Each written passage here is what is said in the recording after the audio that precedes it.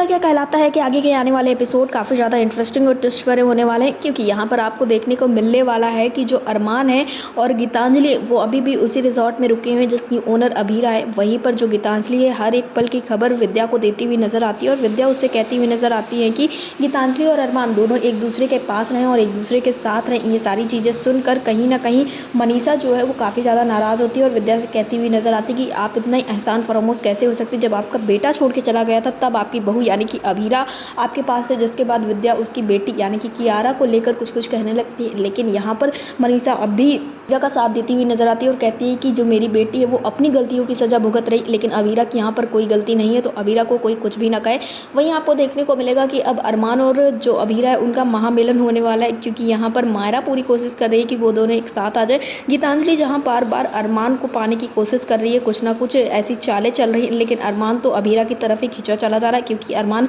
करता तो अभीरा से ही है सच्चा प्यार। जिसके बाद आपको देखने को मिलेगा कि अब अरमान और अभीरा एक होने वाले हैं और अरमान गीतांजलि को साफ तौर पे ये बात बताने वाला है कि उसको गीतांजलि में कोई इंटरेस्ट नहीं है, लेकिन गीतांजलि इतनी आसानी से तो अरमान अभीरा को एक होने नहीं देगी। वो बार बार अभीरा से कुछ ना कुछ ऐसा कह देती है जिस वजह से अभीरा और ज़्यादा परेशान हो जाती है, घबराने लगती है। और इस बार तो दादी साहब ने भी गीतांजलि को डांट लगा दी है, क्योंकि गीतांजलि मायरा को अकेले में बुलाकर उसके कान भरती हुई नजर आती है। जिसके बाद दादी साहब वहाँ पहुँचती हैं और उससे कहती हुई नजर आती है कि मायरा भी अपनी मम्मा के पास जाए, वो गीतांजलि से कुछ बात करना चाहती है। जिसके बाद गीतांजलि ये कहती हुई नजर आती है कि अभीरा से ज़्यादा समय मैंने मायरा के साथ बिताया है, तो देखा जाए तो जो मायरा है उस पर हक गीतांजलि का ज़्यादा है। लेकिन दादी साहब उसको चुप कराती हैं और कहती है कि कोई भी तपस्या माँ की तपस्या से बड़ी नहीं हो सकती है, और ये बात कोई नहीं झुठला सकता है कि जो मायरा और अभीरा है वो माँ बेटी है, तो तुम सिर्फ एक थर्ड व्हील हो इन सारी चीज़ों में। जिसके बाद गीतांजलि और ज़्यादा नाराज़ होती है। फिलहाल आपको बता दें, जब अब गीतांजलि अरमान से ये सारी चीज़ें बताने वाली है तो अरमान गीतांजलि को ही डांट लगाने वाला है, उसको काफ़ी ज़्यादा खरी खोटी सुनाने वाला है। तो